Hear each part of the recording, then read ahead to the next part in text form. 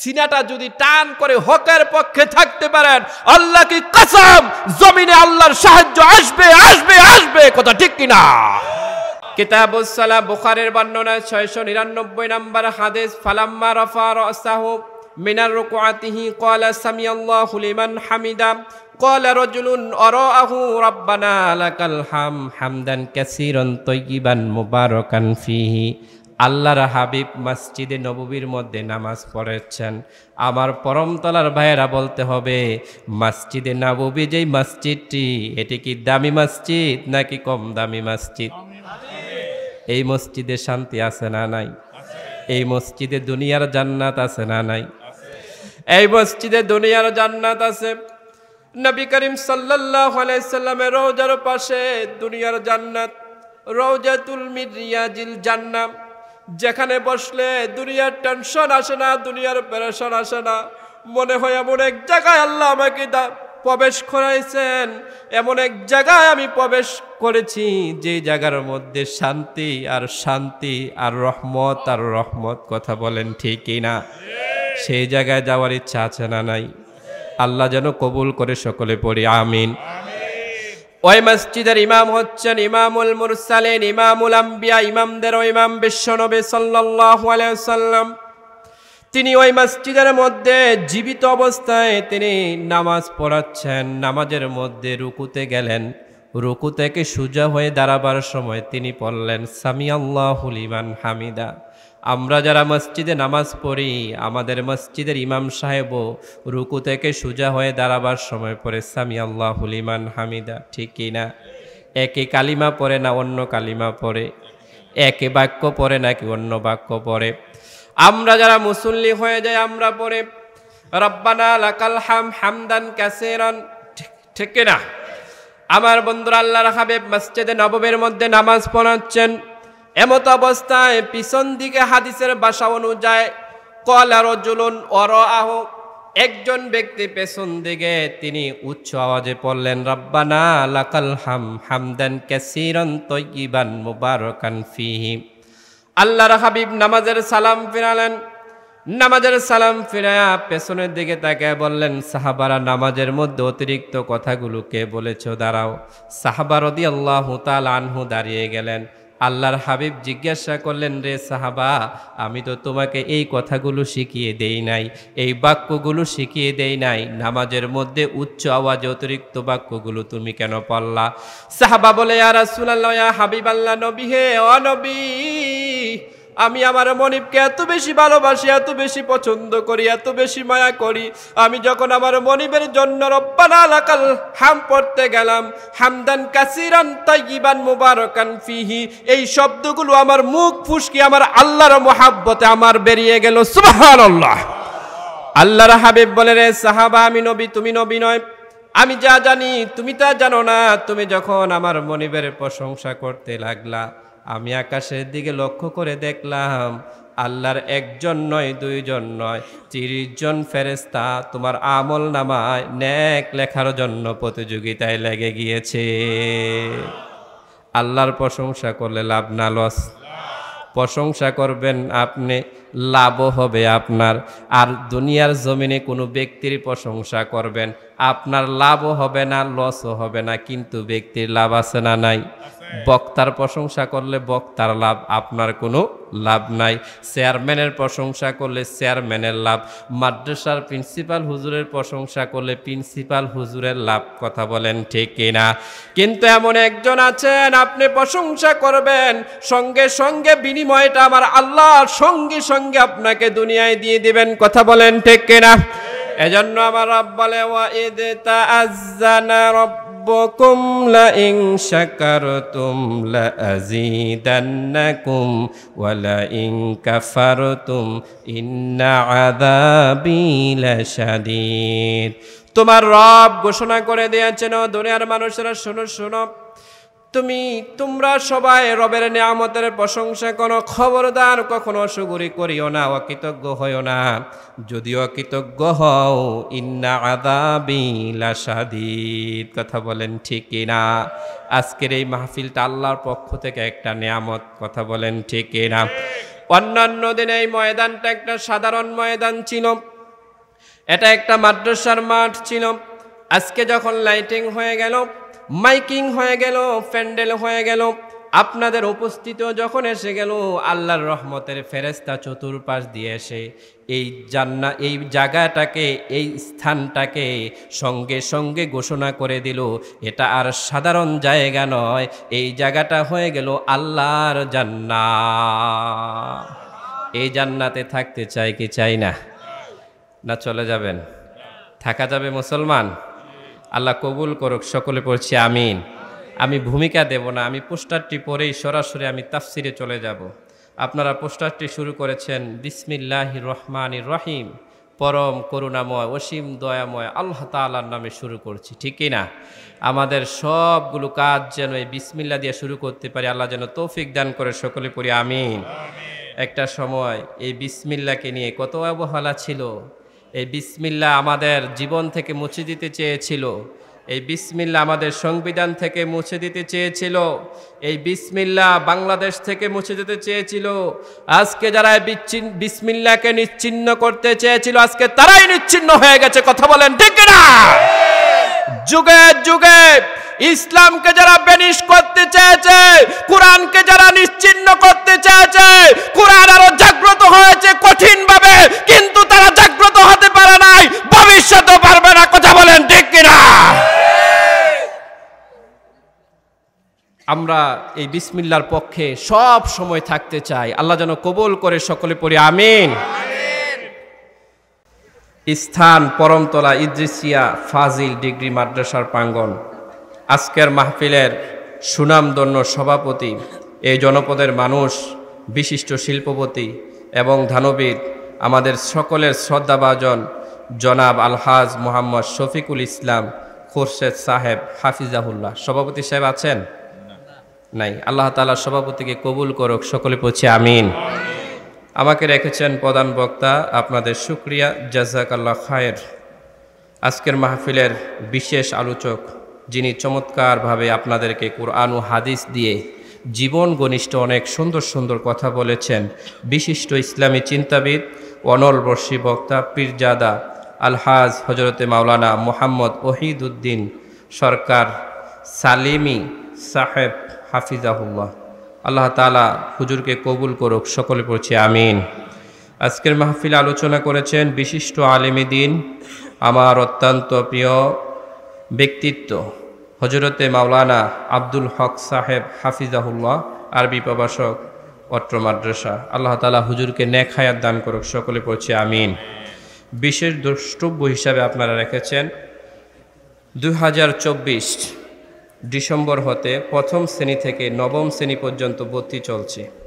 অত্র মাদ্রাসার আলিম ফাজিল ডিগ্রি শ্রেণীতে ভর্তি, বেতন, রেজিস্ট্রেশন ফিস, কিতাবসহ থাকা ও উন্নয়ন, খানা ফি এবং ফাজিল ডিগ্রি শ্রেণীতে বিশ্ববিদ্যালয়ের পরীক্ষার ফর্ম ফিল আপের ফি দেওয়া হয় মাদ্রাসার কর্তৃপক্ষ থেকে। আলহামদুলিল্লাহ পড়েন। আমাদের দেশে আলহামদুলিল্লাহ, আল্লাহ তাআলা সভাপতি সাহেবকে কবুল করুক, সকলে পড়ছি আমিন।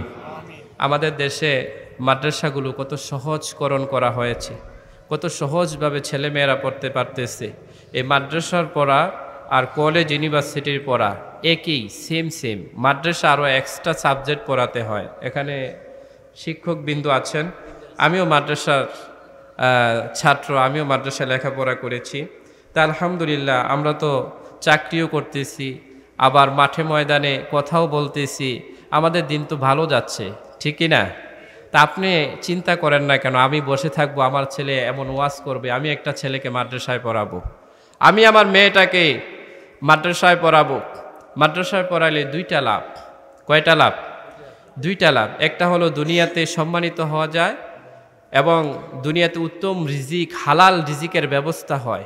আরেকটা লাভ হলো বাবা যখন ইন্তেকাল করে, মা যখন ইন্তেকাল করে, জানাজার নামাজের ইমাম খুঁজতে হয় না, ঠিক না? আপনারা ভাগ্যবান, পরমতলার মানুষ আসলেই ভাগ্যবান। এই পরমতলা আমাদের প্রিয় শায়েখ ডক্টর মিজানুর রহমান আল আজহারি সাহেবের বাড়ি, ঠিক না? হ্যাঁ, কাছাকাছি। আপনারা ভাগ্যবান, এই পরমতলাবাসী ধন্য। আজকে তিনি বাংলাদেশেই নয়, তিনি গোটা বিশ্বে ওয়ার্ল্ড ফেমাস একজন পার্সন, যার ব্যক্তিত্ব গোটা বিশ্বকে সাড়া দিয়েছে, যার ইন্টারনেট এবং আপনারা জানেন যে গতকালকে আমেরিকার নির্বাচন হয়েছে। আমাদের দেশে নির্বাচন হলে সাধারণত টেলিভিশনে কিংবা চ্যানেলে বিভিন্ন জায়গায় এগুলোর নোট দেয়া হয় কিংবা খবরগুলো প্রচার করা হয়। ইন্টারন্যাশনাল নির্বাচন হওয়ার কারণে গুগল যেই অ্যাপসের মাধ্যমে সারা বিশ্বকে যে ইন্টারনেট নিয়ন্ত্রণ করে, ওই গুগলের প্রথম কারিকুলামে এবং প্রথম পেজে গতকালকে সারাদিন এই আমেরিকার নির্বাচনের খবরাখবর ছিল। যুবক ভাইয়েরা ঠিক কিনা?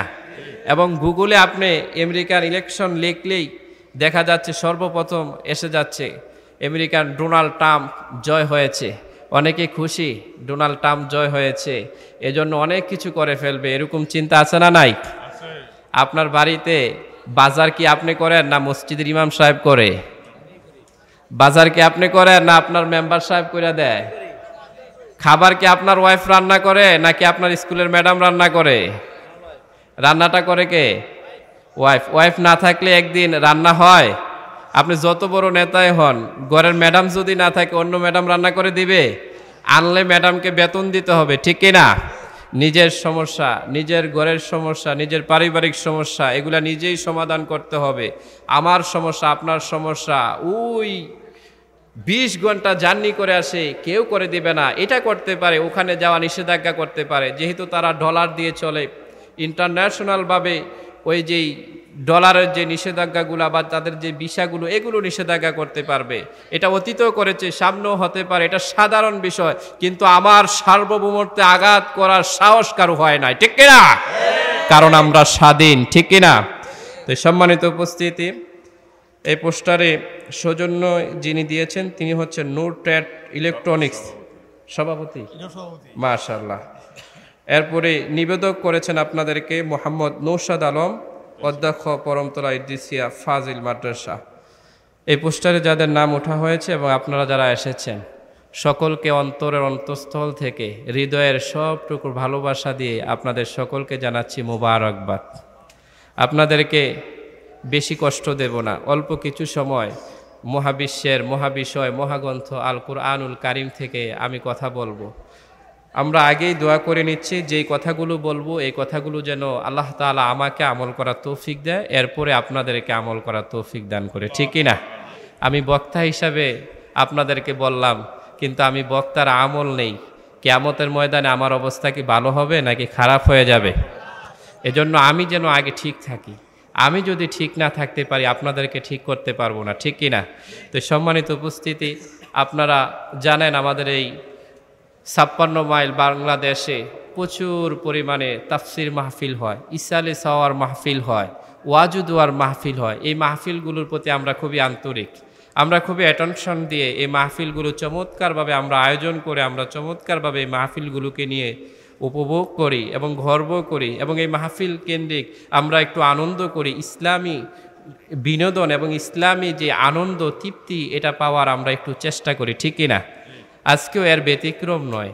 আজকেও আপনারা এসেছেন আপনাদের কাজ কর্ম ঘুম সব কিছু ছেড়ে দিয়ে। মহান আল্লাহ তাআলা আমাদের সকলকে উত্তম জাযা দান করুক, সকলে পড়ছি আমিন। হাদিস শরীফে আসছে, ওয়ান ইবনে আব্বাস রাদিয়াল্লাহু তাআলা আনহু, তাদারুসুল ইলমি সাআতাম মিনাল লাইলি খায়রুম মিন ইহইয়াইহা। কেউ যদি জ্ঞান অর্জনের জন্য বেরিয়ে যায় কিংবা জ্ঞান অর্জন করে রাতের কিছু সময়, আল্লাহ সুবহানাহু ওয়া তাআলা তাকে সারা রাত নফল ইবাদতের সওয়াব দান করে। সুবহানাল্লাহ বলবেন না? আরেকটি হাদিস শরীফ আছে, মান তালাবাল ইলমা কানা কাফফারাতান লিমা মাদ। কেউ যদি জ্ঞান অর্জনের জন্য বেরিয়ে যায়, আল্লাহ সুবহানাহু ওয়া তাআলা তার পেছনের গুনাহগুলো কাফফারা করে দেয়। আমাদের গুনাহের শেষ নাই, আমাদের ভুলের শেষ নাই। আমরা অনেক ভুল করে ফেলেছি, আমরা হতাশ হয়ে যাই, আমরা পেরেশান হয়ে যাই। আমরা কিছু মোটিভেশনাল কথা কোরআন ও হাদিস থেকে শুনে আমাদের জীবনকে নতুন করে চাঙ্গা করে ইসলাম ও একামতে দ্বীনের পক্ষে চলার জন্য আমরা সুদীর্ঘ একটি পথ চলার প্রতিজ্ঞা নিয়ে আমরা সামনের দিকে এগিয়ে যাব ইনশাআল্লাহ। আমরা আর বেশি কথা বাড়াবো না। আজকে আমরা কথা বলবো চমৎকার একটি সূরা। সূরাটার নাম হচ্ছে সূরাতু মারিয়াম। সূরাটার নাম কি?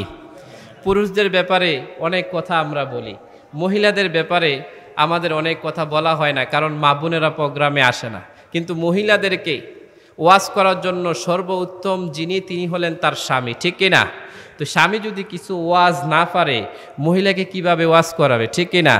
আর এমনি তো মাশাল্লাহ আমাদের বাংলাদেশে দেখা যাচ্ছে ভাবি যেটা বলে ওইটাই সঠিক, আপনি হাজারটা বললো ওইটা বেশ সঠিক, ঠিক কিনা? বাপের উপর দিয়ে কথা চলবে না, হ্যাঁ, একটা টেন্ডেন্সি তৈরি হয়ে গেছে। অথচ আল্লাহ বলছে আর রিজালু কওয়ামুনা আলান নিসা, নারীদেরকে নেতৃত্ব দিবে কে? পুরুষ। আপনি দেখেন আমেরিকার লোকেরা গান গায় যে নারী নেতৃত্ব করো, নারী উদ্যোক্তা করো, নারী এই করো সেই করো, তারা নারীদেরকে আগে পানিতে চুবায়, ঠিক কিনা? এই পর্যন্ত 47 বার প্রেসিডেন্ট নির্বাচিত হয়েছে, একটাও নারী দেখা যাবে? স্বাধীনতার 50 বছরে আমাদের দেশে একটা পুরুষকে থাকতে দেয় নাই, শুধু 2 খালাম্মা, ঠিক কিনা? এখন খালাম্মাদের দিন শেষ, এখন খালতো ভাইদের দিন শুরু, কথা বলেন ঠিক কিনা? খালাম্মারা এখন আর চাই না, খালাম্মাদের কাজ কর্মে আমরা অতিষ্ঠ হয়ে গেছি, আমাদের এই সোনার বাংলা গড়া হয়ে ওঠে নাই। এখন আমাদের খালাতো ভাইদের দিকে তাকাই, আমাদের মুমিন ভাইদের দিকে তাকাই, আমরা পুরুষদের দিকে তাকাই যে তারাই বাংলাদেশের ভবিষ্যৎ নিয়ে কি চিন্তা করে, কথা বলেন ঠিক কিনা? তো সম্মানিত ভাইয়েরা, আমি এই সূরার তাফসীর পড়তে গিয়ে অবাক হয়েছি, আমি হতভম্ব হয়েছি যে এই সূরা, এই মারিয়ামের পরিবারের নামে 2টা সূরা, একটা মারিয়ামের নিজের নামে, আরেকটা সূরা মারিয়ামের পরিবারের নামে। সুবহানাল্লাহ। আমার বন্ধুরা, দুনিয়ার জমিনে কোনো নেতা যদি কোনো কর্মীর কথা বলে, কোনো প্রেসিডেন্ট যদি কোনো সাধারণ একটা মানুষকে নিয়ে সংসদ ভবনে বক্তব্য দেয়, দ্বিতীয় দিন কিংবা পরের দিন দেখা যাবে ওই ব্যক্তির চতুর্পাশে লোক গিরে ফেলবে, হায় হায় সে এত দামি ব্যক্তি, আমি জানি না, যার বক্তব্য আমাদের প্রধানমন্ত্রীর কার্যালয়, ওই সংসদ ভবন, নেতার কথাগুলো নিয়ে সমালোচনা করা হয়, এত দামি মানুষ আমাদের গ্রামে, আমি জানি না। অথচ যে আল্লাহ রাব্বুল আলামিন, এই দুনিয়ার মালিক, এই পৃথিবীর মালিক, আকাশের মালিক, বাতাসের মালিক, আমার আপনার মালিক, সুখের মালিক, দুঃখের মালিক, সুস্থতার মালিক, অসুস্থতার মালিক, আমাদেরকে ভালো রাখার মালিক, আমাদের রিজিক দাতা, ওই আল্লাহ রাব্বুল আলামিন মারিয়াম আলাইহিস সালামকে নিয়ে একটা জায়গায় কথা বলেন নাই, শুধু 1 লাইন কথা বলেন নাই। কোরআনুল কারীমের 114টা সূরা, এর মধ্যে 2টা সূরাই চলে গিয়েছে মারিয়ামের পরিবারের নামে। সুবহানাল্লাহ পড়বেন না? কত দামি একজন মহিষী নারী। তাফসীর ইবনে কাসির বলে, পৃথিবীর মধ্যে হাজার হাজার পুরুষ পূর্ণতা লাভ করেছে, কেউ নবী হয়েছে, কেউ রাসূল হয়েছে, কেউ আবিদ হয়েছে, কেউ মুখলেস হয়েছে, কেউ মুমিন হয়েছে, কেউ দুনিয়া থেকে জান্নাতের খবর পেয়েছে, কিন্তু পৃথিবীর মধ্যে প্রাথমিকভাবে 2টা নারী পূর্ণতা লাভ করেছে। 1 নম্বরে হলো আসিয়া, 2 নম্বরে হলো সাইয়েদানা মারিয়াম আলাইহিস সালাম। সুবহানাল্লাহ। ওই মারিয়ামের ঘটনা বর্ণনা করছি। রব্বুল আলামিন বলেন, বিসমিল্লাহির রহমানির রহিম, ওয়াযকুর ফিল কিতাবি মারইয়াম ইদিন তাবাদাত মিন আহলিহা মাকানান শারকিয়্যা। আল্লাহ রাব্বুল আলামিন বলেন, নবী হে, আপনি বর্ণনা করেন কিতাবে উল্লেখিত মারিয়ামের ঘটনা। আমার বন্ধুরা, তাফসীর ইবনে কাসির, তাফসীর রুহুল বয়ান, তাফসীর মারিফুল কোরআন, যতগুলো তাফসীর আমি দেখেছি, তাফসীরের মধ্যে একটা মুজেজা কোরআনের ফুটে উঠেছে। কোরআনের মুজেজাটা হলো, কোরআন যখন কথা বলে এক জায়গায় সবগুলো কথা কোরআনের থাকে না। কোরআনের কথাটা বললে মনে হয় সামনেও কথা আছে, পিছনেও কথা আছে, মাঝখানেও কথা আছে, কথা ঠিক কি না? এখন আমি বললাম মারিয়ামের কথা, এখন আপনাদের জানতে ইচ্ছে করতেছে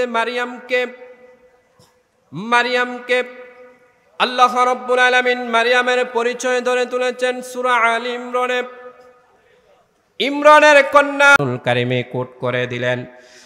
ইমরান বললেন, ইয ক্বালাত ইমরাতু ইমরান রব্বি ইন্নী নাযারতু লাকা মা ফি বাতনি মুহাররারান ফাতাকাব্বাল মিন্নি ইন্নাকা আনতাস সামিউল আলিম। যখন ইমরানের স্ত্রীর গর্ভে সন্তান আসলো, তিনি তখন আল্লাহ রাব্বুল আলামিনের কাছে দোয়া করলেন, ইন্নী নাযারতু লাকা মা ফি বাতনি মুহাররারান, ওগো আমার দয়াময় আল্লাহ রাব্বুল আলামিন, আমার গর্ভে যে সন্তান, এই সন্তানকে দুনিয়ার সব কিছু থেকে মুক্ত করে আপনার জন্য আমি তাকে উৎসর্গ করে দিলাম। ফাতাকাব্বাল মিন্নি, আপনি আমার হতে এই সন্তানকে আপনি কবুল করে নিন। ইন্নাকা আনতাস সামিউল আলিম, নিশ্চয় আপনি শ্রবণকারী এবং মহাজ্ঞানী। আল্লাহ রাব্বুল আলামিন তার এই দোয়া কবুল করলেন। কবুল করার পরে তিনি যখন সন্তান লাভ করলেন, তিনি আবার সন্তান লাভ করার পরে আল্লাহ রাব্বুল আলামিন এই কথাটাও বললেন, ফালাম্মা ওয়াদআতহা ক্বালাত রাব্বি ইন্নী ওয়াদআতুহা উনসা, তিনি সন্তান জন্মগ্রহণ করে দেখলেন, তিনি সন্তান জন্ম দিয়েছেন কন্যা সন্তান। আল্লাহু আকবার। আমার বন্ধুরা, প্রথমত কথা হলো তিনি কি কারণে আল্লাহর কাছে উৎসর্গ করলেন। তৎকালীন সময়ে একটা নিয়ম ছিল, একটা পদ্ধতি ছিল, কেউ যদি আল্লাহর কাছে খুব মুখলেস হতে চায়, খুব প্রিয় হতে চায়, কেউ যদি আল্লাহর খুব প্রিয় পাত্র হতে চায়, তার সন্তানকে দুনিয়ার স্বাভাবিক কার্যক্রম, দুনিয়ার স্বাভাবিক জীবনযাপন থেকে কুরবান করে তাকে বাইতুল মুকাদ্দাসের খাদেম হিসাবে উৎসর্গ করে দিলে, ওই খাদেম হিসাবে উৎসর্গ করে দেওয়া, এটা ছিল তাদের কাছে একটা শ্রেষ্ঠত্ব কাজ, একটা মূল্যবান কাজ আল্লাহর কাছে প্রিয় হওয়ার জন্য তিনি সেই কাজটাই করলেন। এখন মসজিদের খাদেম হিসাবে যদি কাউকে দিতে হয়, ওই খাদেমটা কি ছেলে হবে নাকি মেয়ে হবে? ছেলে হতে হবে, ঠিক কিনা? কিন্তু মারিয়ামের মা দেখলেন যে এই সন্তান জন্ম দিয়েছেন, এই সন্তান তো ছেলে হয় না, এই সন্তান হয়েছে মেয়ে। তিনি আবার বললেন, আল্লাহু আ'লামু বিমা ওয়াদআত, আমি যে মেয়ে সন্তান জন্ম দিয়েছি এটাও আমার আল্লাহ তাআলা ভালো জানেন। এরপরে তিনি আবার বললেন, ওয়ালাইসা যাকারু কাল উনসা, আমি যে মেয়ে সন্তানটা জন্ম দিয়েছি যদিও এটা ছেলে নয়, কিন্তু এই মেয়ে সন্তানটা আমার মনে হয় ছেলে সন্তান থেকে শ্রেষ্ঠ। সুবহানাল্লাহ।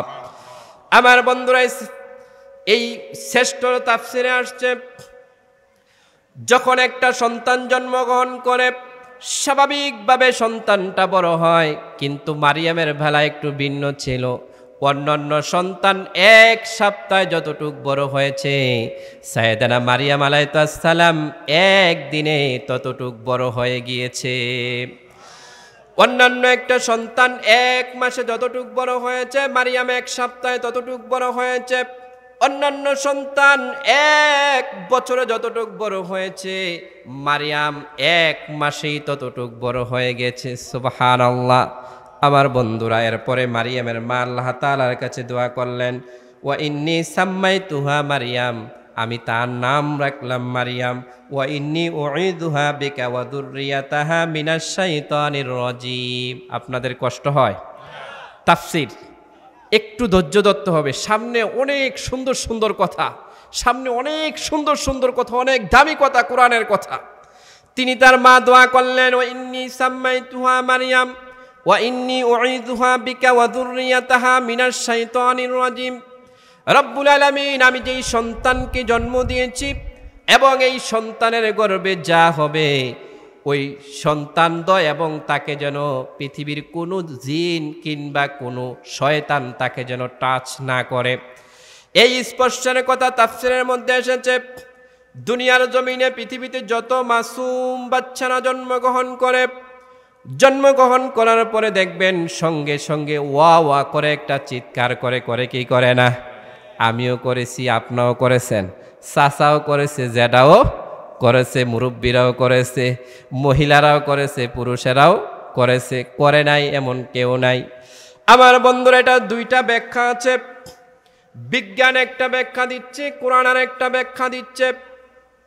বিজ্ঞান যুক্তি দিয়ে ব্যাখ্যা দিচ্ছে, মায়ের গর্ভ থেকে সন্তানটা বেরিয়ে এসে ওয়া শব্দ করার কারণ হলো ওই মায়ের গর্ভে একরকম আবহাওয়ার মধ্যে ছিল, পৃথিবীর নতুন একটা পরিবেশ, নতুন একটা আবহাওয়া, ওই আবহাওয়ার মধ্যে আসার কারণে সে ওয়া করে চিৎকার করতেছে।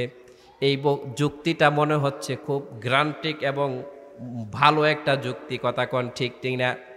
আমার বন্ধুরা, বিজ্ঞানের কথাগুলো আসলে এমন সুন্দর সুন্দর, কিন্তু কোরআন দিয়ে যখন বিজ্ঞানকে গবেষণা করা হয়, অ্যানালাইজ করা হয়, দেখা যায় বিজ্ঞানের কথাগুলো সঠিক নয়।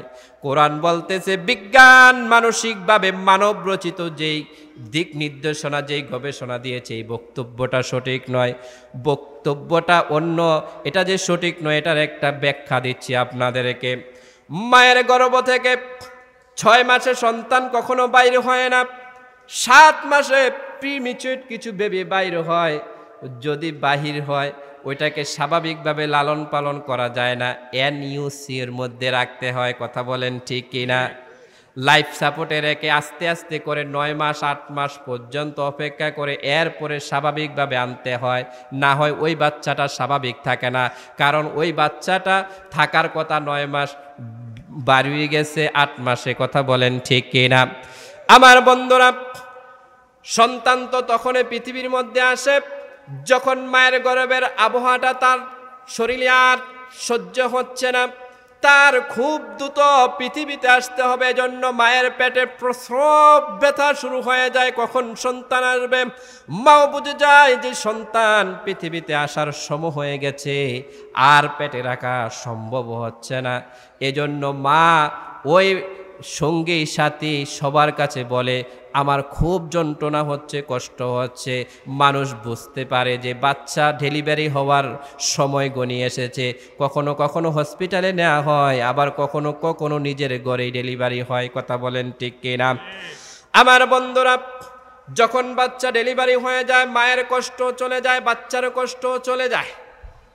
মা দেখাইতে পারে কিন্তু বাচ্চা দেখাইতে পারে না, কিন্তু বাচ্চা লড়াচড়া করার কারণেই কিন্তু মা ব্যথা পায়। বাচ্চা যদি আগের মতো স্বাভাবিক থাকতো মায়ের প্রসব ব্যথা উঠতো না। মায়ের প্রসব ব্যথা তখন ওঠে বাচ্চার ডেলিভারি হওয়ার সময় যখন ঘটে, কথা বলেন ঠিক কিনা? আমার বন্ধুরা, তাফসীরে বলতেছে পৃথিবীর মধ্যে যতগুলো মানুষ জন্মগ্রহণ করে সঙ্গে সঙ্গে কারান নামে একটা জিন তাকে স্পর্শ করে। ওই স্পর্শ যন্ত্রণা সন্তানগুলো সহ্য করতে পারে না, মাসুম বাচ্চাগুলো চিৎকার করে চেঁচামেচি করে। এজন্য বলে বাচ্চা জন্মগ্রহণ করতে দেরি, আযান আকামাত দিতে দেরি নাই, কথা বলেন ঠিক কিনা? ফতুয়া মিলে কি মিলে না? আমার বন্ধুরা, আরো আপনাদেরকে জানাই, আমাদের দেশে কিছু কবিরাজ আছে না নাই? একেবারে যে কবিরাজ মিশা এই বিষয়টাও সঠিক নয়। কিছু কিছু কবিরাজ আধ্যাত্মিকভাবে যদি জিন হাসিল করতে পারে, জিন বশ করতে পারে, তাহলে কিছু কিছু গোপন মেসেজ আপনাকে দিতে পারে। আর দিতে যে পারে কেমনে দেয়, ওই যে কেরান নামে জিন শয়তান আপনার সঙ্গী হয়েছিল জন্মের সময়, সে আপনার জীবনের সব কিছু তার স্মৃতিতে রাখা। জিন যখন কবিরাজ যখন জিনকে সার্চ করে, ওই কিরান নামের জিনের মাধ্যমে আপনার অতীতকালের কিছু কথা কবিরাজ আপনাকে বলে। আপনি তো চিন্তা করেন না জানি হুজুরের কাছে কি আছে, না জানি হুজুরের কাছে কি আছে। আসলে হুজুরের কাছে কিছু নাই। হুজুর অতীতকালের কথা দুই একটা বলতে পারবে, কিন্তু ভবিষ্যৎকালে একটাও বলতে পারবে না, ঠিক না? আবার ভবিষ্যৎকালে একটাও কল্পনা করে আপনাকে বাস্তবায়ন করাই দিতে পারবে না। আমার বন্ধুরা, মারিয়ামের মা দোয়া করলেন আমার সন্তান এবং সন্তানের গর্ভ থেকে যেটা বাড়ি হবে ওইটাকে যেন দুনিয়ার জিন শয়তান, কোনো শয়তান যখন তাকে কোনো রকমের কোনো টাচ করতে না পারে। পৃথিবীর মধ্যে তাদেরকে ওই মায়ের দোয়ার কারণে আল্লাহ রব্বুল আলামিন শয়তান তাদেরকে টাচ করতে দেয় না। সুবহানাল্লাহ। আমার বন্ধুরা, সন্তান যখন হয়ে গেল মারিয়াম, এখন মারিয়ামকে মসজিদে খাদ্দামা হিসাবে নিয়োগ করা হবে। যেহেতু নারী, তার একটা অভিভাবক দরকার আছে না নাই? ইমরান ছিলেন একজন মুখলেস আবেদ মানুষ। আপনাদের মসজিদে যদি দীর্ঘ বছর একজন ইমাম সাহেব ইমামতি করে, ইমাম সাহেব যাওয়ার সময় যদি বলে আমার সন্তান মাওলানা পাশ করেছে, আপনারা ইমাম হিসাবে রাখেন, সন্তান তত ভালো আলেম না, কিন্তু ইমাম সাহেবের চেহারার দিকে তাকাইয়া সন্তানকে রাখার জন্য কয়েকজন মুরব্বী দাঁড়ায় যায়। কথা ঠিক কিনা? বাবার জন্য সন্তানকে রাখো, হুজুর কষ্ট করছে এই জনপদের জন্য। আমার বন্ধুরা, অনেকগুলো মানুষ দাঁড়িয়ে গেল মারিয়ামের অভিভাবক হওয়ার জন্য, দেখভাল করার জন্য। তৎকালীন সময় জাকারিয়া আলাইহিস সালামও ছিলেন, জাকারিয়া নবী ছিলেন মারিয়ামের খালু। ক্যান্ডিডেট বেশি হওয়ার কারণে কমিটি বিন্দু একটা পরামর্শ করলেন, কাকে না কাকে দেব, লটারি করো। কয় কি লটারি? ওই যে জর্ডান নদীটা দেখা যায়, জর্ডানের নদীটা, ওই প্রবাহ নদীর মধ্যে একটা কলম ছড়ে ফেলে দাও, যার কলমটা থেমে যায় ওই মারিয়ামকে লালন পালন করবে। সুবহানাল্লাহ, আসতে পড়েন। আমার বন্ধুরা গভীর মনোযোগ, সকল মানুষ একত্রে সিরিয়াল ধরে, বিজ্ঞ প্রভাবশালী মানুষ, আজকে কার ভাগ্যে মারিয়াম জুটে যায় এমন টেনশন নিয়ে সবাই নদীর পাশে গেলেন। এক একজন এক এক রকমের দামি দামি কলমগুলো নদীর মধ্যে ছুঁড়ে ফেলে দিলেন। কারু কলম নদীর মধ্যে স্রোতের মধ্যে দাঁড়ায় না, সবার কলমগুলো একে একে করে বাটির দিকে চলে যায়। সাইয়েদনা জাকারিয়া নবীর কলমটা দাঁড়িয়ে গেল। আপনারা বলেন তো, এই যে শূন্যের মধ্যে পানির স্রোতের মধ্যে কলমটা দাঁড়িয়ে গেল, এটা কি স্বাভাবিক কিছু বিষয় নাকি আল্লাহ রব্বুল আলামিনের অলৌকিক মুজজার বিষয়? আমার বন্ধুরা, জাকারিয়া নবীর কলমটা দাঁড়িয়ে গেল। লোকের আর বুঝতে বাকি রইল না যে এই কাজের জন্য জাকারিয়া ছাড়া আর কাউকে নির্বাচন করা হবে না। জাকারিয়া নবীর উপর দারবার দেয়া হলো। ছোট্ট মারিয়াম একটা কামরা পাইলেন, আস্তে আস্তে করে সেখানে বড় হতে লাগলেন। এবার আল্লাহ রাব্বুল আলামিন বিস্তারিত ঘটনা বললেন, অযকুর ফিল কিতাবি মারিয়াম ইদিন তাবাদাত মিন আহলিহা মাকানান শারকিয়া। নবী হে কিতাবে উল্লিখিত মারিয়ামের ঘটনা বর্ণনা করেন। যখন মারিয়াম তার পরিবারবর্গ হতে পূর্ব দিকে নিরালো একটা আশ্রয়স্থানে চলে গেলেন। মারিয়াম এখন আস্তে আস্তে করে বড় হয়ে গেলেন। সেখানে তিনি আল্লাহ প্রদত্ত নিয়ামত পেয়েছেন, মৌসুমে আন মৌসুমের ফল খেয়েছেন, তাকে বেহিসাব রিজিক আল্লাহ রাব্বুল আলামিন দান করেছেন। তিনি সেখানে ইবাদত করতে করতে ইবাদত নিওয়ালা হয়ে গেছেন। তার সুনাম, তার মর্যাদা চতুর্দিকে ছড়িয়ে ছিটিয়ে পড়েছে এবং তিনি অ্যাডাল্ট হয়ে গেলেন, উপযুক্ত বয়সে উপনীত হলেন। তাফসিরের মধ্যে আসছে দুইটা কারণে তিনি ওই বাইতুল মুকাদ্দাসের কামরা থেকে দূরবর্তী স্থানে গেলেন। একটা রাত পাওয়া যায়, পৃথিবীর মধ্যে যত নারী আছে সমস্ত নারীদেরকে আল্লাহ রাব্বুল আলামিন মাসের মধ্যে একটা সময় দিয়েছেন, যেই সময়টাকে বলা হয় মাসিক কিংবা ঋতুস্রাব। কথা বলেন ঠিক কিনা? আমার বন্ধুরা, পৃথিবীর মধ্যে যত মহিলা আছে সমস্ত মহিলাদেরকে আল্লাহ রাব্বুল আলামিন এই নিয়ামতের অন্তর্ভুক্ত করেছেন। এই নিয়ামত যাদের ভিতরে আছে তাদেরকে আল্লাহ রাব্বুল আলামিন সন্তান ধারণ ক্ষমতা দিয়েছেন। কথা ঠিক কিনা? যার মাসিক হয় না ওই মহিলাকে কেউ বিয়ে করবে? তার সন্তান হবে, সম্ভাবনা হবে। বাচ্চা যদি না হয় ডাক্তারের কাছে গেলে বলে নিয়মিত আপনার মাসিক হয় কিনা। একদম সাধু ভাষায়, বাংলা ভাষায় আমি বলতেছি, বুঝতে কষ্ট হয়, কষ্ট হয়, খারাপ লাগতেছে আপনাদের? আমার বন্ধুরা, এখানে শরীয়তের কয়েকটি মাসালা আছে। মা বোন যাদের বাড়িতে আছে, মা বোন যারা শুনছেন গভীর মনোযোগ দেন। বাবা যারা আছেন, আপনার স্ত্রীর মাধ্যমে আপনার কন্যাকে এই ব্যাপারে জ্ঞান দিন। স্বামী যারা আছেন, আপনার স্ত্রীকে সরাসরি আপনি এই ব্যাপারে কথা বলুন। আপনি হয়তো এই বিষয়টি জানেন না, আপনার স্ত্রী হয়তো এই বিষয়টি জানে না, এজন্য আপনার ঘরে অশান্তি লেগে যায়, আপনার ঘরে বদনজর লেগে যায়, আপনার ঘরে জিন আর ভূতের বাসা বেঁধে যায়, আপনার স্ত্রী খেটখেটে থাকে, আপনার মেজাজ বড় বড় থাকে, দেখা যায় স্বামী স্ত্রীর মধ্যে ঝগড়াঝাটি, জান্নাতি যে পরিবেশ হওয়ার কথা এই পরিবেশ হয় নাই। বিবাহ করো নাই যেই সমস্ত যুবক ভাইয়েরা, তোমরাও জেনে রাখো আমার বন্ধুরা, নারীদের যখন এই সময়টা এসে যায়, ওই মহিলাগুলো আস্তে করে পুরুষদের থেকে একটু অন্তরাল হয়ে যাবে, নিজেকে একটু লুকিয়ে নিবে, নিজেকে একটু গুছিয়ে নিবে, নিজেকে লুকিয়ে নিয়ে ওই সময়টা এমনভাবে সে অতিবাহিত করবে যাতে করে তার ভাই না জানতে পারে, তার বাবা না জানতে পারে, একমাত্র স্বামী জানবে। কারণ স্বামী তার কাছে আসে বিবাহিত নারীর জন্য, অন্যান্য নারীদের জন্য কেউ জানবে না। তার জামা কাপড় যা কিছু আছে আসবাবপত্র সব কিছু লুকায়িত রাখবে। এখন তো ডিজিটাল যুগ, ওই সময়ের জন্য কিছু আধুনিক প্রোডাক্ট বাহির করা হয়েছে। ওই প্রোডাক্ট পরে আমার বাংলাদেশে দুঃখ লাগে, আফসোস লাগে, এমনও কিছু নারী আছে মোটর বাইক চালায়, কথা বলেন ঠিক কি না? আচ্ছা না, আবার ফেসবুকে আইডি খুলে লেডি বাইকার, আল্লাহর গজব এই নারীর উপর সদাই সর্বদাই পড়তে থাকে।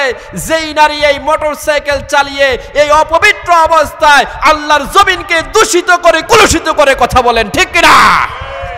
সাবধান, তোমাকে আল্লাহ তাআলা নিয়ামত পূর্ণ করেছে, তুমি মায়ের জাত, তুমি শ্রদ্ধাভাজন, তুমি যদি সঠিক পথে না থাকো তুমি দুনিয়ার সর্বনিকৃষ্ট হয়ে যাবা, কথা বলেন ঠিক কিনা?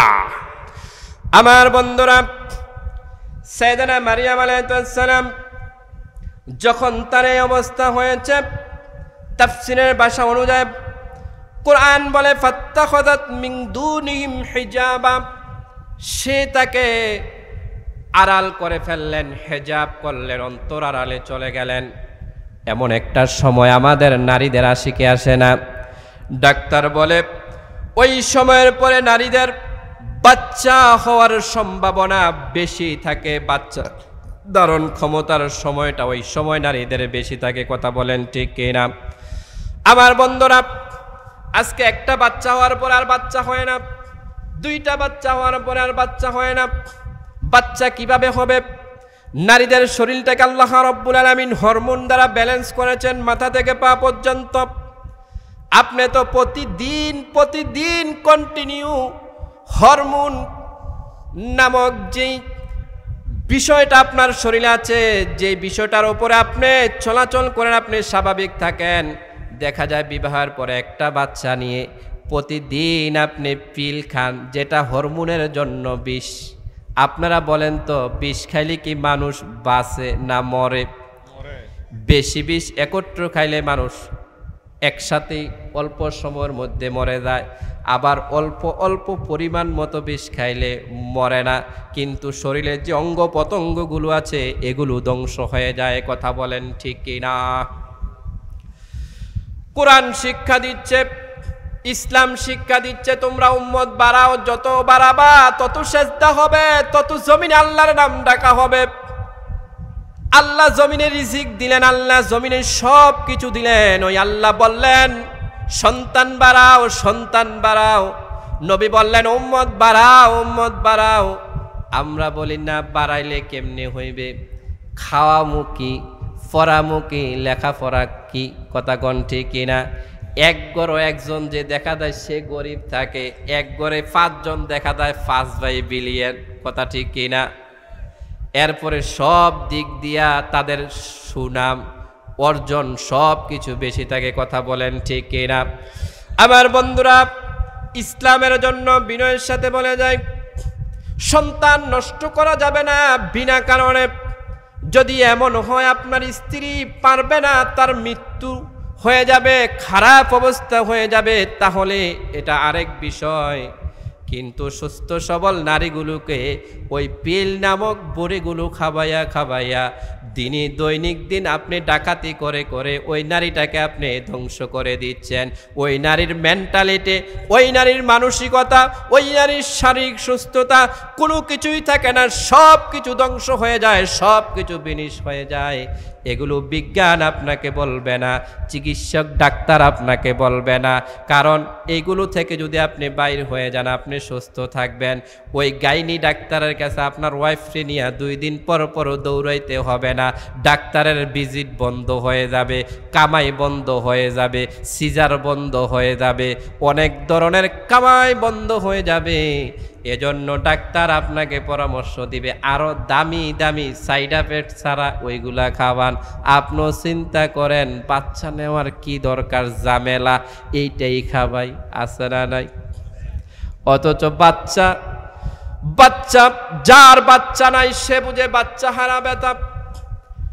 একটা বাচ্চা যদি হয় মাদ্রাসায় পড়ে, এই মাদ্রাসায় পড়ে যদি হাফেজে আলেম হয়, বাবা এখানে বসা, আর বাচ্চা যদি চোখ দিয়ে পানি ছেড়ে ছেড়ে বলে রব্বির হামহুমা কামা রব্বায়ানি সগীরা, বাবা যদি জীবিত অবস্থায় নিজের কানে শুনে, বাবার দুনিয়ার টাকা কোনো সফলতা নয়, দালান বাড়ি কোনো সফলতা নয়, এমপি হওয়া কোনো সফলতা নয়, মন্ত্রী হওয়া কোনো সফলতা নয়, ওই কবরে ভালো থাকার নাম হলো সফলতা। কথা বলেন ঠিক কিনা? ওই বাবা যখন শুনবে আমার সন্তান আমার সামনে আমার জন্য দোয়া করতেছে, এমন নেককার সন্তান যার হয়ে যায়, এর চাইতে ধন্য বাবা পৃথিবীর মধ্যে আর একটাও নাই। কথা ঠিক কিনা? আমার বন্ধুরা, মা বোনদেরকে বলবেন, ও মায়েরা শোনো শোনো, তোমাদের যখন হায়েজের সময় হয়ে যায় তুমি তোমাকে অন্তরাল করে ফেলবা, পদ্মার দিকে চলে যাবা। হাদিস শরীফে এসেছে মেয়েদের কাপড়গুলো ওই যে উঠানের মধ্যে রোদ্র শুকানোর জন্য দেয়া হয়, এটা পর্যন্ত না জায়েজ। এখন কাপড় তো দূরের কথা, নারীরা তো রোদে শুকায়, কথা কোন ঠিক কিনা? পোশাক আশাক তো দূরের কথা, মেয়েরাই তো এখন দাঁড়াইয়া থাকে। কিছু বললে বলে এটা আমাদের স্বাধীনতা, আছে না নাই? হ্যাঁ আছে না? আমার বন্ধুরা, মারিয়াম যখন ওই অন্তরালে গেলেন হিজাবা, আল্লাহ রাব্বুল আলামিন ওই সময় فأرسلنا إليها روحنا فتمثل لها بشرا سويا। আল্লাহ রাব্বুল আলামিনের ফেরেশতা জিবরাইল আমিনের অপর নাম রূহানা। জিবরাইল আমিনকে মানব সুরতে ওই মারিয়ামের সামনে উপস্থিত করলেন। মারিয়াম একা একা। ও যুবক ভাইয়েরা, ও যুবতী বোনেরা, ও প্রবাসীর স্ত্রীরা, শোনো শোনো, তোমার স্বামী তোমার জন্য আমানত, গভীর মনোযোগ দাও। মারিয়াম একা একা নির্জন একটি স্থানে, দুনিয়ার সালমান খান কি সুন্দর, আমিন খান কি সুন্দর, শাহরুখ খান কি সুন্দর। সালমান খান ঘুমায় গেলে ঘুম থেকে জাগ্রত হলে মুখে গন্ধ কয়, চোখের কোনায় তার ময়লা জমে যায়, অসুস্থ হলে শরীর বটে যায়, কেমন কেমন লাগে। সালমান খান টয়লেটে যায়, দুর্গন্ধযুক্ত মানুষ। মানুষ মানুষকে একটু অপরিষ্কার দেখলে মানুষ মানুষকে পছন্দ করে না, যত আপনজনে হোক না কেন। যেই ফেরেশতা প্রস্রাব করে না, পায়খানা করে না, ঘুম হয় না, তন্দ্রায় ধরে না, কোনো রকমের কোনো কিছু হয় না, ওই ফেরেশতাকে আল্লাহ রব্বুল আলামিন আকাশ থেকে সুন্দর সুদর্শন করে একটা মানব সুরতে, একটা পুরুষ আকৃতিতে একটা মেয়ের কাছে পাঠাইলেন। আপনারা বলেন তো, এমন অবস্থায় যদি আমার আপনার সামনে একজন শ্রেষ্ঠ সুন্দরী নারী, আবার আপনিও একজন শ্রেষ্ঠ সুন্দরী যুবক, একসাথে কেউ নেই, কেউ দেখার সম্ভাবনাও নাই, এমন একটা নির্জন স্থানে যদি আপনি অপেক্ষামান থাকেন, দৃশ্যমান থাকেন, অ্যাক্সিডেন্ট হওয়ার সম্ভাবনা কম নাকি বেশি? আমার বন্ধুরা, এ সময় তো শয়তান বেশি ধরে। এমনি তো আমাদের মেয়েগুলো কলেজ ছুটি হইতে দেরি, বয়ফ্রেন্ডকে মেসেজ করে আজকে আমার কলেজ শেষ, এতটা ওই কুড়ি করে ওই রেস্টুরেন্টে আজকে তোমার সাথে সাক্ষাৎ হবে, তুমি চলে আইসো, এরকম আছে না নাই? সেখানে গেলে কি তারা ভালো থাকে, সওয়াবের কাজ করে নাকি গুনাহের কাজ করে? আমার বন্ধু, পৃথিবীর মধ্যে চরিত্র একটা মূল্যবান জিনিস। একবার যদি কলঙ্কের দাগ লেগে যায় এটাকে আর ফেরানো যায় না। খবরদার খবরদার, চরিত্র কখনো নষ্ট করা যাবে না। মুমিনের 6টা বৈশিষ্ট্য আছে। 1 নাম্বার যেই বৈশিষ্ট্যগুলোর মধ্যে, কয়েকটা বৈশিষ্ট্যের মধ্যে একটা বৈশিষ্ট্য হলো যৌনাঙ্গকে প্রত্যেক মুমিন হালালভাবে ইউজ করতে হবে।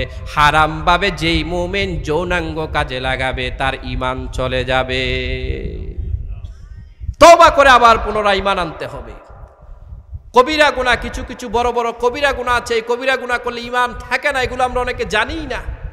আমরা তো মনে করি জন্মের পরে মুসলমানি করাই দিছে, কালিমা পড়ছি, বাবাও কালিমা পড়ছে, মুসলমান হইছি, সব জায়গায় ঈমানের বেলায় আমরা 100তে 100, ঠিক কিনা? আছে না নাই? আমার বন্ধুরা গভীর মনোযোগ। ফাআরসালনা ইলাইহা রূহানা, যখন মারিয়ামের কাছে জিব্রাইল আমিন মানব সুরতে আসলো, মারিয়াম ভয় পেয়ে গেলেন। হায় হায় হায় হায়, এত ইবাদত বন্দেগী করলাম, আজকে তো একটা বিপদের সম্মুখীন হয়ে গেলাম। একজন যুবক আমার সামনে এসে গেল, আমি তো বিপদের সম্মুখীন হয়ে গেলাম। বুদ্ধি করে খুব কাজে লাগিয়ে তিনি বললেন, ক্বালাত ইন্নী আউযু বিররহমানি মিনকা ইন কুনতা তাকিয়া। মারিয়াম বললেন, ও যুবক শোনো শোনো, তুমি যদি ওই আল্লাহকে ভয় করো, ওই দয়াময় আল্লাহর কাছে তোমার হতে আমি আশ্রয় চাই। ও আমার যুবতী বোনেরা, যদি কোনোদিন কোনো পুরুষ তোমার উপর আক্রমণ করে, ওই পুরুষকে তুমি বলবা, খবরদার খবরদার যুবক, তুমি যদি আমাকে কোনো রকমের কোনো আক্রমণ করো, কোনো রকমের কোনো খারাপ কাজে বাধ্য করো, ওই আল্লাহর কাছে তোমার হতে আমি আশ্রয় চাই। আল্লাহর নাম যখন উচ্চারণ করে আপনি বলবেন, আল্লাহ কি কসম করে বলে যায়, কোনো যুবক সাহস করবে না ওই আল্লাহর নামকে ওভারটেক করে খারাপ কাজ করতে। কথা বলেন ঠিক কিনা? পাখাটা একটু সরাই দেন। মারিয়াম এই কথাটাই বললেন, সঙ্গে সঙ্গে জিব্রাইল আল্লাহর নাম শুনে হতভম্ব হয়ে গেলেন, ভয় পেয়ে গেলেন। তাফসিরে কুরতুবির মধ্যে কথাটা এসেছে। যখন তিনি ভয় পেয়ে গেলেন, তিনি আর দেরি করলেন না, তিনি সঙ্গে সঙ্গে বললেন, ক্বালা ইন্নামা আনা রাসূলু রাব্বিক, তুমি যে আল্লাহর কসম কাটতেছ, ওই রব্বুল আলামিন আমাকে প্রেরণ করেছে, ওই দয়াময় আল্লাহর কাছ থেকে আমি প্রেরিত। মারিয়াম বললেন, কেন আপনাকে প্রেরণ করা হয়েছে, কেন আপনি এখানে এসেছেন আমি একা একা স্থানে? ওই জিব্রাইল বললেন, লি আহাবালাকি গোলামান জাকিয়া, আমি এসেছি তোমাকে একটা পবিত্র পুত্র সন্তানের সুসংবাদ দিতে। মারিয়াম তো এবার আরো পাগলপাড়া হতভম্ব হয়ে গেলেন।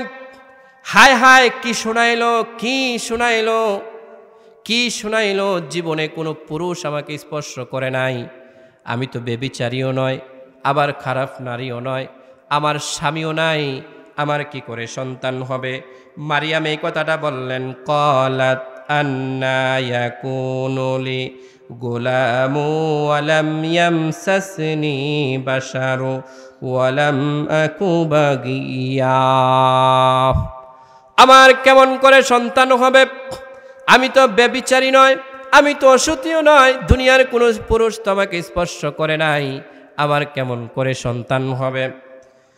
জিব্রাইল আমিন বললেন, ক্বালা কাযালিক, এমনি তোমার সন্তান হবে। ক্বালা রব্বুকা হুয়া আলাইয়া হাইন, তোমার রব যেভাবে চায় এভাবে, এটা তোমার রবের জন্য সহজ। মারিয়াম বললেন, কেন আমার রব আমার মাধ্যমে সন্তান দিতে চায় বাবা ছাড়া? জিব্রাইল আবার বললেন, ওয়ালিনাজআলাহু আয়াতাল লিন্নাসি ওয়া রাহমাতাম মিন্না। জিব্রাইল বলেন, আল্লাহ রাব্বুল আলামিন পৃথিবীর মধ্যে 3 সিস্টেমে মানুষ সৃষ্টি করেছেন, একটা সিস্টেম এখনো করেন নাই, যেটা 4র্থ নাম্বার। আজকে তোমার মাধ্যমে, তোমার মধ্য দিয়ে পৃথিবীর মধ্যে একটা নিদর্শন হয়ে যাবে। 1 নম্বরে, পৃথিবীর মধ্যে কেউ ছিল না মানুষ নামে এই কথাটা কল্পনা করবে, এটা ছিল না। আল্লাহ রাব্বুল আলামিন বললেন, আতা আলাল ইনসানি হিনুম মিনাদ দাহরি লাম ইয়াকুন শাইআম মাযকুরা। ও দুনিয়ার মানুষেরা শুনো শুনো, পৃথিবীর মধ্যে তোমরা যে ভড়াই করো, তোমরা যে দাপট দেখাও, ক্ষমতা দেখাও, এমন একটা সময় কি, এমন একটা কাল কি অতিবাহিত হয় নাই যেই সময় তোমাদের মধ্যে মানুষ শব্দটাই ছিল না, কোনো মানুষের চিহ্ন ছিল না। ওই সময় আল্লাহ রাব্বুল আলামিন সরাসরি মাটি থেকে সাইয়েদানা আদম আলাইহিস সালামকে সৃষ্টি করেছে। মানুষ কিসের সৃষ্টি? সবাই বলেন। মানুষ যে মাটির সৃষ্টি, এই কথাটা বিশ্বাস করতে আপনাদের কষ্ট হয়? আমি আপনাদেরকে একটা কোরআন ও হাদিস বিজ্ঞানসম্মত একটা ব্যাখ্যা দিয়ে যাই। মানুষ যে মাটির সৃষ্টি,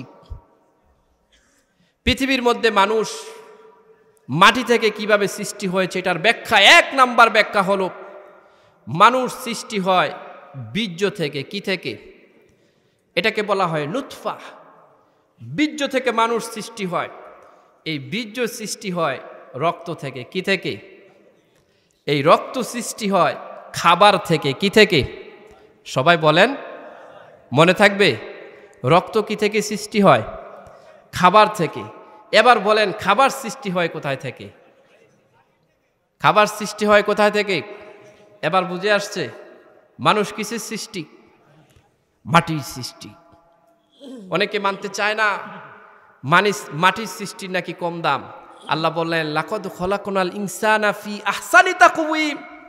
উত্তম অব্যয় দিয়ে আল্লাহ মানুষকে সৃষ্টি করেছেন। মানুষ যখন কোনো ভালো কাজ করে, ফেরেশতার চেয়ে আরো আল্লাহ সম্মানিত করে।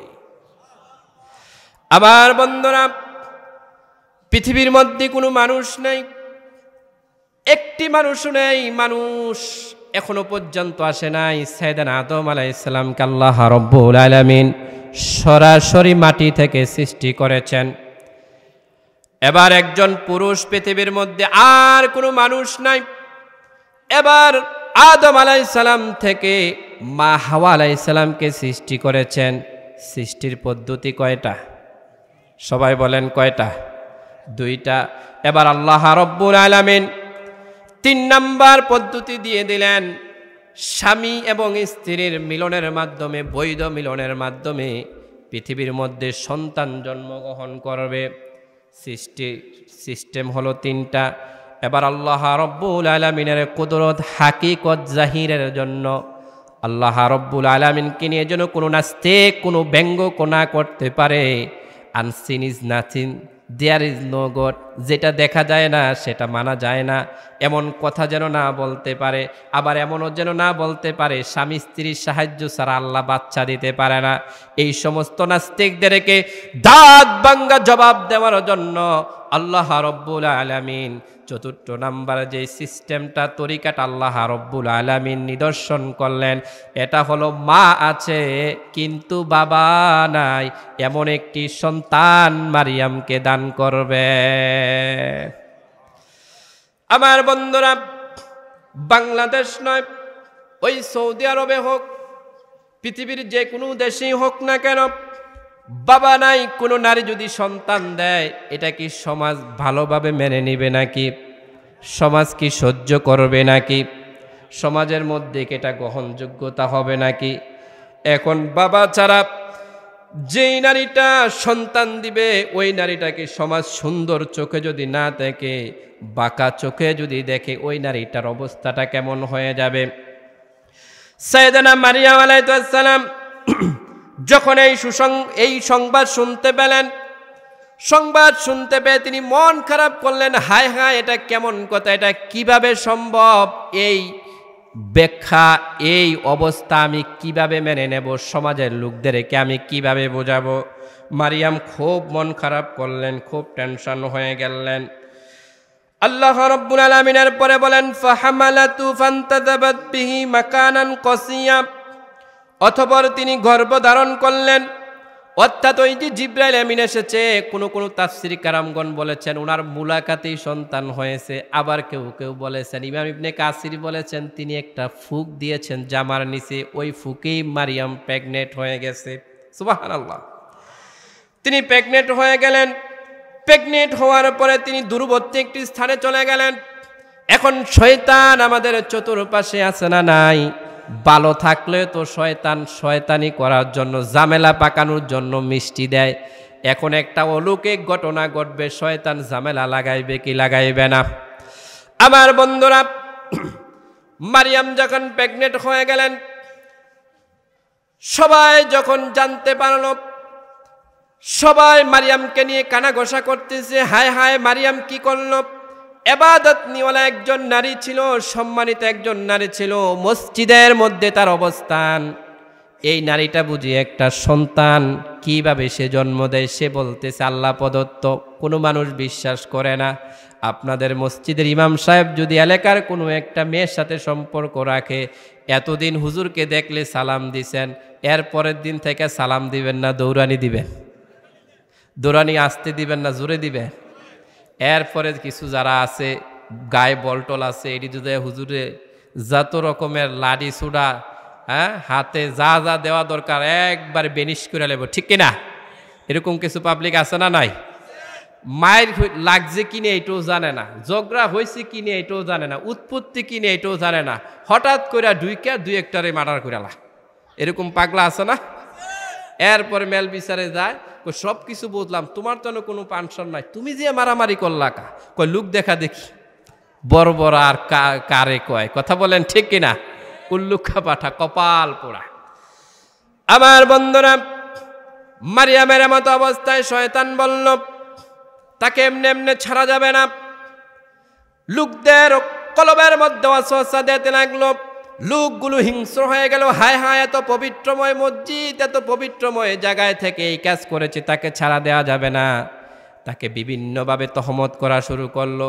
কেউ কেউ তাকে মার মুখে পর্যন্ত হতে শুরু করলো, কেউ কেউ তাকে মারলো পর্যন্ত। এখন শয়তান চিন্তা করলেন, নারী মানুষ বেডি মানুষ মাইরা লাভ কি?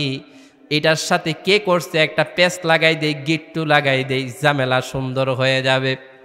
শয়তান কায়দা কৌশল করে বুদ্ধি করে বলল, এই মহিলাকে না মেরে এই মহিলার পেটে বাচ্চা দিয়ে দিয়েছে, তাকে ধরো। কয় বাচ্চাকে দিয়েছে? কয় দায়িত্বে কে ছিল? কয় জাকারিয়া। মনে আছে আপনাদের? ভুলে গেছেন? মারিয়ামের অভিভাবক ছিল কে? জাকারিয়া আলাইহিস সালাম। পাইছে কিভাবে? আল্লাহ প্রদত্ত লটারির মাধ্যমে আল্লাহ মনোনীত একজন নবী দায়িত্ব পেয়েছেন, ঠিক কিনা? আমার বন্ধুরা, শয়তান বলল জাকারিয়া নবীকে ধরো। জাকারিয়া নবী কিছুটা আজ করতে পারলেন, দেখলেন লোকজন লাডি সুড়া দাও শ্রেণী যা আছে সব লইয়া জাকারিয়া নবীরে দৌড়ান। জাকারিয়া নবীও চিন্তা করলেন কোন বিষয় কোনো কিছুই তো জানি না, আগে জানবা চাই, চাচা আপন পান বাছা। জাকারিয়া নবী আইজো দৌড়, কাইলো দৌড়, দৌড়তে দৌড়তে ওই বিশাল এক জঙ্গলের কাছে গেলেন। যাইয়া দেখলেন বিশাল একটা গাছ। গাছেরে বলল, রে গাছ, আমি পয়গাম্বর, আমার আশ্রয় দে, আমারে মেরে ফেলবে। গাছ পয়গাম্বরকে আশ্রয় দিলেন। গাছের মধ্যে পয়গাম্বর প্রবেশ করলেন। শয়তান চিন্তা করলেন লোকগুলি তো ধোঁকা খেয়ে ফেলবে, নবীকে পাবে না, একটু জামাটা টেনে ধরে ফেলি, লোকগুলো আসলে বলে দেবো এই গাছের মধ্যে আছে। লোকগুলো আইসা দেখলেন পলকের মধ্যে মানুষটা নাই, এদিকে তাকায় নাই, ওইদিকে তাকায় নাই, উপরে তাকায় নাই, সামনে তাকায় নাই। একজন মুরব্বী বেশে শয়তান বলে, কই তাকাও, ওই যে গাছের মধ্যে দেখো। কই কিভাবে? গাছের মধ্যে ঢুকছে। কই দেখো জামা। দেখেন গাছের মধ্যে ঢুকছে, লোকেরা বুঝতে পারে না যে এই লোকটা কেমন লোক, যে লোক গাছের ভিতরে ঢুকে যাইতে পারে, ঠিক কিনা? কারণ বেহুশ হয়ে গেছে, শয়তানের ওয়াসওয়াসার ভর করে ফেলেছে। এবার মুরব্বীরা সহ লোকগুলো চিন্তা করলো তাকে এমনি এমনি ছাড়া যাবে না, কয়েক গাছটাকে করাত দিয়ে ছিঁড়ে ফেলতে হবে, কেটে ফেলতে হবে। যখন করাত নিয়ে গাছ কাটা শুরু করলো, এবার জাকারিয়া নবীর হোশ ফিরে আসলো। জাকারিয়া নবী বলে, রব্বুল আলামিন, আমি তো এক বিপদে, বিপদের উপর বিপদ, মহা বিপদ, মহা বড় বিপদে আছি। আল্লাহ রাব্বুল আলামিন বললেন যে জাকারিয়া, প্রথম যখন তুমি বিপদে পড়েছ, তুমি আশ্রয় চেয়েছো গাছের কাছে, খবরদার খবরদার, আজকে তুমি শহীদ হয়ে যাবা, তুমি ইন্তেকাল করবা, তোমাকে কোনো রকমের কোনো সাহায্য সহযোগিতা করা যাবে না। ঠিক না? আমাদের দেশে কিছু ভাইয়েরা গান গায়, খাজা তোমার দরবারেতে কেউ ফিরে না খালি হাতে। আছে না নাই? এটা বলা যাবে? আমার বন্ধুরা, এভাবে বলতে হবে, আল্লাহ তোমার দরবারেতে কেউ ফিরে না খালি হাতে। আল্লাহর কাছে চাইতে হবে একমাত্র, অন্য কারো কাছে চাওয়া যাবে না। আল্লাহ ছাড়া কোনো ইলা নাই, আল্লাহ ছাড়া কারো কাছে কোনো কিছু চাওয়া যাবে না। জাকারিয়া নবী যদি প্রথম যখন বিপদে পড়েছে আল্লাহর কাছে আশ্রয় চাইতো, আল্লাহ রব্বুল আলামিন অবশ্যই অবশ্যই নবীকে কোনো না কোনোভাবে সাহায্য করত। কথা বলেন ঠিক কিনা? আমার বন্ধুরা, এবার জাকারিয়া নবীকে কতল করা হলো, চ্যাপ্টার ক্লোজ। এখন মানুষগুলো একটা পাগল পাড়ার মতো, এলাকার মধ্যে একটা খারাপ অবস্থা বিরাট করতেছে, মসজিদে কি নামাজ হবে কি হবে না, এমন একটা অবস্থার মধ্য দিয়ে আবার ওদিক দিয়ে মারিয়ামের সন্তান প্রসব করার একটা সময় এসেছে। এখন মারিয়ামের কলঙ্কর দাগও লেগেছে। এবার আল্লাহ রাব্বুল আলামিন চমৎকার ভাবে বললেন, ফাজাআহাল মাখাদু ইলা জিজিন নাখলা। মারিয়াম ওই ব্যথার কারণে তিনি একটা খেজুর গাছের কাছে গেলেন, লাখলা খেজুর গাছের কাছে। সেখানে গিয়ে তিনি বললেন, ক্বালাত ইয়া লাইতানি মিতু ক্বাবলা হাদা ওয়া কুনতু নাসিয়াম মানসিয়া।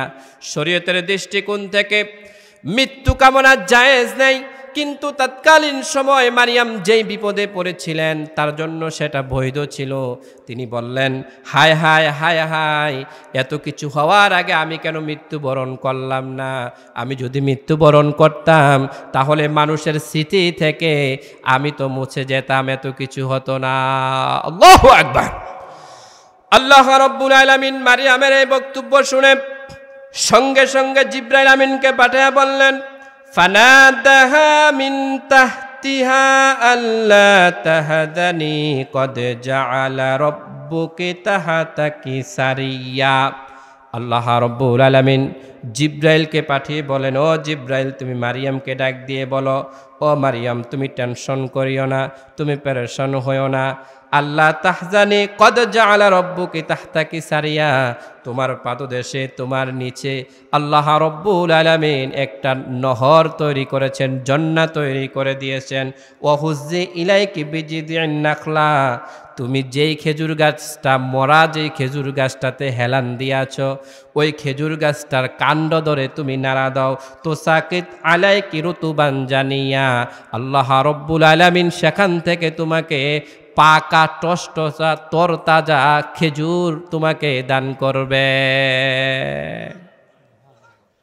দায়িত্ব এবার কে নেওয়া শুরু করলেন? যত দুঃখ আসুক, যত কষ্ট আসুক, পরিস্থিতি যত খারাপ হোক, আপনি যদি হক থাকেন, সিনাটা যদি টান করে হকের পক্ষে থাকতে পারেন, আল্লাহ কি কসম, জমিনে আল্লাহর সাহায্য আসবে আসবে আসবে। কথা ঠিক কিনা? এই সিনাটাকে ইসলামের পক্ষে রাখতে হবে। হকের পক্ষে থাকলে আল্লাহর সাহায্য থেকে কেউ মাহরুম হবে না, সবাই আল্লাহর সাহায্য পাবে। আল্লাহর সাহায্য খুব নিকটবর্তী। 15টি বছর মানুষের জীবন যৌবন সব কিছু পেরেশান হয়ে গেছে। কিছু মানুষের টেনশন ছিল, ঘরে ঘুমাইতে পারে নাই, চাকরি করতে পারে নাই, বাড়িতে থাকতে পারে নাই, হায় হায় কি হবে, এই চিন্তা চেতনা সব সময় লালন পালন ছিল মানুষের জীবনে। কিন্তু আল্লাহ রব্বুল আলামিন একটি দিনের বিনিময় এমন সহজভাবে একটি ক্ষমতাচ্যুত করে একটা স্বাধীন রাষ্ট্র দিলেন, মনে হয়েছে এটা কোনো ঝামেলাই ছিল না, এটা কোনো কঠিন কিছুই ছিল না। কথা ঠিক কিনা? এটা মনে হয়, এখন মনে হয় এটা একটা সহজ সহজ অবস্থা ছিল। আমার বন্ধুরা, মারিয়ামের অবস্থা যখন খারাপ হয়ে গেল, কষ্ট যখন উপনীত হলো, আল্লাহ রাব্বুল আলামিন তার বাচ্চার জন্য পাকসাব হওয়ার জন্য পানির ব্যবস্থা করলেন। এরপরে খেজুরের ব্যবস্থা করলেন, কারণ খাবার না খাইলে মানুষের শরীরে এনার্জি থাকে না। কথা ঠিক কিনা? এরপর আল্লাহ রাব্বুল আলামিন বললেন ফাকুলি ওয়াশরাবি ওয়া কররি আইনা, তুমি খাও এবং পান করো, তোমার চক্ষু শীতল করো। এরপর আল্লাহ রাব্বুল আলামিন বললেন ফাইম্মা তারাইন্না মিনাল বাশারি আহাদা, লোকদের মধ্যে থেকে কেউ যদি তোমার কাছে আসে তুমি বলো ফাকুলি ইন্নী নাযারতু লির-রহমানি সাওমান ফালান উকাল্লিমাল ইয়াউমা ইনসিয়া, আজকে আমি তোমাদের কারো সাথে কথা বলবো না, দয়াময় আল্লাহ তাআলার জন্য আজকে আমি রোজা মান্নত করলাম, আজকে আমি কারো সাথে কথা বলবো না। ফাআতাত বিহি কওমাহা তাহমিল, কওমের লোকেদের কাছে তিনি উপস্থিত হলেন। কলু ইয়া মারইয়ামু লাকাদ জিইতি শাইয়ান ফারিয়া, কওমের লোকেরা বলে হে মারইয়াম তুমি তো একটা অদ্ভুত কাণ্ড ঘটাইছো, তুমি কি করলা? আবার লোকেরা বলে ইয়া উখতা হারুন মা কানা আবুকি ইমরাআ সাউই ওয়া মা কানাত উম্মুকি বাগিয়া, ও হারুনের বোন মারইয়াম তোমার বাবাও তো বেবিচারে ছিল না, তোমার মাও তো সতী নারী ছিল না, তুমি কি করলা? মারিয়াম বলে ফাআশারাত ইলাই, ওই যে আমার বাচ্চাটা এটার দিকে ইশারা করে, বলে বাচ্চা কথা বলবে, বাচ্চার দিকে ইশারা করে। লোকেরা বলে কলু কাইফা নুকাল্লিমু মান কানা ফিল মাহদি সাবিয়া, ও মারিয়াম ঠাট্টা মস্করা করো নাকি? এই দোলনার শিশু কিভাবে আমাদের সাথে কথা বলবে? এই দোলনার শিশুর কি কথা বলার কোনো যোগ্যতা আছে নাকি? আল্লাহ রাব্বুল আলামিন যদি কাউকে যোগ্যতা দান করে, দোলনার প্রয়োজন হয় না, বৃদ্ধর প্রয়োজন হয় না, যুবকের প্রয়োজন হয় না। আল্লাহ তাআলা কাউকে কিছু দিতে চাইলে আল্লাহ যদি বলে কুন ফায়াকুন বলার আগে আগে অটোমেটিকলি তৈরি হয়ে যায়। কথা বলেন ঠিক কিনা? এখন আল্লাহ যেহেতু দোলনার শিশুকে কথা বলার যোগ্যতা দিয়েছে, তাকে শোনারও যোগ্যতা দিয়েছে। কথা বলেন ঠিক কিনা? এখন মারে যে দমকায়, ওই বাচ্চা শোনে কি শোনে না? শোনে কি শোনে না? আমার বন্ধুরা, বাচ্চা আবার আওয়াজ করে আমার মাকে কেন ধমকাচ্ছ? আমি কি এগুলা ভাবছো শুনি না? বাচ্চা আবার চমৎকার ভাবে বলে ও কওমের লোকেরা শোনো শোনো, ক্বালা ইন্নী আবদুল্লাহ, আমি আল্লাহ রাব্বুল আলামিনের গোলাম। এখানে মারামারি হয়, ঝগড়াঝাটি হচ্ছে, হঠাৎ করে কেউ যদি বলে আসে আমি আল্লাহ রাব্বুল আলামিনের গোলাম, তাকায়া যদি সবাই দেখে বাচ্চাটা দোলনার, মানুষ অবাক হবে কি হবে না? সবাই এক নজরে বাচ্চার দিকে তাকাইলেন। বাচ্চা কত সুরলিত কণ্ঠে স্পষ্ট আকারে প্রাঞ্জল ভাষায় বাচ্চা আবার বলা শুরু করলেন আতানিয়াল কিতাবা ওয়া জাআলানি নাবিয়া, শুধু আল্লাহর গোলামি নয়, আল্লাহর কিতাব প্রাপ্ত একজন নবী। সুবহানাল্লাহ, আস্তে কোন। আল্লাহর কিতাব প্রাপ্ত একজন নবী, শুধু তাই নয় ওয়া জাআলানি মুবারাকা, আমি যেখানেই যাই না কেন আমার চতুর্পাশটা আল্লাহ রাব্বুল আলামিন মুবারকা করে দিবে। মুবারকার ব্যাখ্যা এখানে কেন এসেছে? এই যে উচ্ছৃঙ্খল ব্যতিক্রমী একটা ঘটনা ঘটেছে, এই ঘটনাকে কেন্দ্র করে ইমানদার আর বেঈমানদার বিভিন্ন রকমের পরীক্ষিত হয়েছে এবং একজন নবী পর্যন্ত শহীদ হয়েছে। এখন এই অবস্থাটা কি স্বাভাবিক আছে নাকি অস্বাভাবিক আছে? মানুষের মন মানসিকতা কি ভালো আছে নাকি খারাপ হয়ে গেছে? এখন ভালো করার জন্য আল্লাহ প্রদত্ত একটা নিয়ামত দরকার আছে না নাই? আল্লাহ রাব্বুল আলামিন ঈসাকে দিয়ে এমন একটা মুবারকাপূর্ণ পরিবেশ করলেন যাতে করে ওই কওমের মানুষগুলো স্বাভাবিক জীবনে আসতে কোনো সমস্যা না হয়। এরপরে মুবারকা পরিবেশের পরে আল্লাহ রাব্বুল আলামিন চমৎকারভাবে বললেন ওয়া আউসানি বিস-সালাতি ওয়াজ-যাকাতি মা দুমতু হাইয়া। ঈসা নবী বলে ও আমার কওমের লোকেরা শোনো, আমি যেখানেই যাই আমার চতুর্পাশ আল্লাহ তাআলা মুবারকা করে দিবে এবং আমার রব আমাকে আদেশ করেছেন আমি যেন নামাজ কায়েম করি, যাকাত দেই যতদিন আমি জীবিত থাকি। সুবহানাল্লাহ। এরপরে শেষ কথা আল্লাহ রাব্বুল আলামিন বলেন অবাররাম বিওয়ালিদাতি, আমাকে আদেশ করা হয়েছে আমি যেন আমার মায়ের প্রতি আনুগত্য হই। এই অবাররম দ্বারা কয়েকটি ব্যাখ্যা এসেছে, সেদিকে যাচ্ছি না। আমার বন্ধুরা, সাইয়েদানা মারিয়াম এমন একজন মহিষী নারী ছিলেন, পৃথিবীর মধ্যে একমাত্র অনলি ওয়ান একজন নারী, যেই নারী স্বামী ছাড়া এই পৃথিবীর মধ্যে সন্তান জন্ম দিয়েছেন। সুবহানাল্লাহ।